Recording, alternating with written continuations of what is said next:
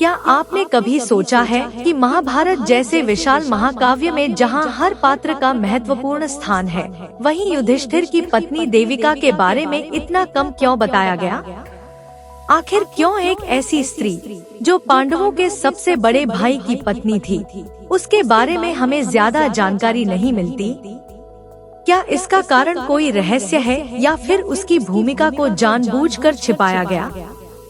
आइए इस रहस्यमय कहानी की परतें खोलते हैं और जानते हैं कि युधिष्ठिर और देविका की कहानी में कौन से अनसुने पहलू छिपे हुए हैं। जब महाभारत का नाम लिया जाता है तो द्रौपदी का नाम सबसे पहले ध्यान में आता है, क्योंकि वह पांडवों की संयुक्त पत्नी थी। लेकिन बहुत कम लोग जानते हैं कि युधिष्ठिर की एक और पत्नी भी थी, जिनका नाम था देविका। देविका का चरित्र महाभारत में बेहद कम उल्लेखित है, लेकिन यह कमी उनके जीवन को और भी रहस्यमय बना देती है। वह सिवी साम्राज्य के राजा गोवासेन की पुत्री थी और उनकी शादी युधिष्ठिर से हुई थी। लेकिन यह विवाह कैसे और कब हुआ, इसके बारे में इतिहास में स्पष्टता नहीं है। देविका और युधिष्ठिर का विवाह महाभारत के किसी प्रमुख घटना के रूप में नहीं वर्णित किया गया है। कुछ स्रोतों के अनुसार यह विवाह तब हुआ जब युधिष्ठिर का युवराज के रूप में राज्याभिषेक हुआ था। लेकिन यह भी संभव है कि उनका विवाह कुरुक्षेत्र युद्ध के बाद हुआ हो, जब युधिष्ठिर पांडवों के राजा बने थे। इस अज्ञात समय और स्थिति ने देविका के चरित्र को और भी जटिल बना दिया है। अब सवाल उठता है कि अगर युधिष्ठिर का विवाह पहले ही हो चुका था, तो उन्होंने द्रौपदी के स्वयंवर में हिस्सा क्यों लिया? द्रौपदी ने अर्जुन को अपने पति के रूप में चुना, लेकिन जब युधिष्ठिर ने राजा द्रुपद से अपना परिचय कराया, तो उन्होंने कहा कि वह अविवाहित है।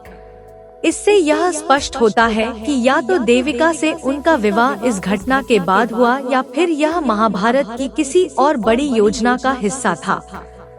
महाभारत की सबसे चुनौतीपूर्ण घटनाओं में से एक थी पांडवों का 14 साल का वनवास। जब द्रौपदी ने पांडवों के साथ यह कठिन यात्रा की, तब देविका कहीं नजर नहीं आई। यह भी एक रहस्यमय पहलू है कि युधिष्ठिर, जो धर्म के मार्ग पर चलने वाले व्यक्ति थे, ने अपनी पत्नी को वनवास से क्यों दूर रखा? क्या यह उनका निर्णय था या देविका का कोई व्यक्तिगत कारण था जो उन्हें वनवास की यात्रा से दूर रखा? यह कहा जाता है कि युधिष्ठिर ने देविका को अपनी मां कुंती के पास हस्तिनापुर में ही छोड़ दिया था। देविका एक पवित्र और धार्मिक महिला थी, जिन्होंने अपने परिवार और धर्म के प्रति पूरी निष्ठा दिखाई। लेकिन वनवास के दौरान उनकी अनुपस्थिति से कई सवाल खड़े होते हैं। क्या देविका उस समय किसी और जिम्मेदारी का निर्वहन कर रही थी, या फिर यह केवल महाभारत के लेखकों द्वारा उन्हें हाशिए पर रख देने का परिणाम था? युधिष्ठिर और देविका से एक पुत्र का जन्म हुआ था, जिसका नाम था योधे। योधे ने महाभारत के युद्ध में भी हिस्सा लिया और वीरगति को प्राप्त किया। योधे का नाम भी महाभारत के अन्य पात्रों की तरह उतना प्रसिद्ध नहीं है, क्योंकि कुरुक्षेत्र के युद्ध के बाद पांडवों के कोई पुत्र जीवित नहीं रहे। केवल उत्तरा के गर्भ में पल रहे परीक्षित ही बचे थे, जो बाद में पांडवों की वंशावली को आगे बढ़ाने वाले बने। यह भी कहा जाता है कि विष्णु पुराण में युधिष्ठिर के पुत्र का नाम देवक बताया गया है और देविका को योधेई के नाम से संबोधित किया गया है। इस द्वंद्व ने देविका और उनके पुत्र के बारे में और भी रहस्य बढ़ा दिया है। क्या यह केवल नामों का भ्रम है या फिर उनके जीवन की कहानी वास्तव में समय के साथ खो गई? महाभारत की महिलाओं की बात करें तो द्रौपदी और देविका के बीच के संबंध भी काफी दिलचस्प है। द्रौपदी पांडवों की संयुक्त पत्नी थी, लेकिन देविका केवल युधिष्ठिर की पत्नी थी। फिर भी इन दोनों महिलाओं के बीच किसी तरह का विवाद या संघर्ष नहीं हुआ। ग्रंथों में उल्लेख मिलता है कि देविका और द्रौपदी के बीच अच्छे संबंध थे। यह भी कहा जाता है कि देविका भगवान यम धर्मराज की पत्नी माता उर्मिला का अवतार थी। इसलिए उनके जीवन में धार्मिकता और भक्ति का एक विशेष स्थान था। वह भगवान कृष्ण की सच्ची भक्त थी, जो किसी भी संकट के समय भगवान कृष्ण की प्रार्थना करती थी। यह गुण उन्हें द्रौपदी से अलग बनाता है, जिन्होंने हमेशा संघर्ष और चुनौती का सामना किया। देविका ने अपने जीवन को धार्मिकता और परिवार के प्रति समर्पित कर दिया था।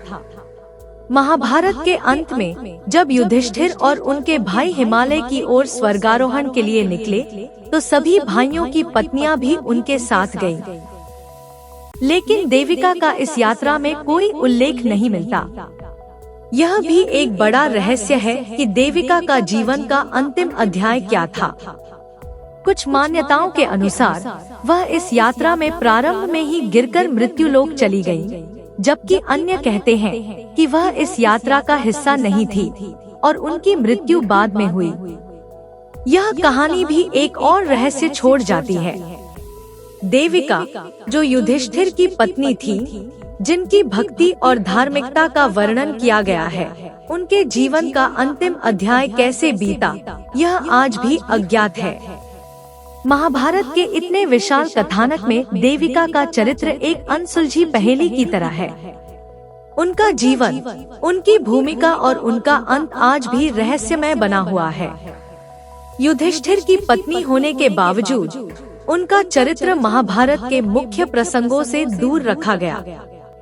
क्या यह महाभारत की कहानी का एक अनदेखा पहलू है, या फिर देविका का चरित्र वास्तव में रहस्य से भरा हुआ था?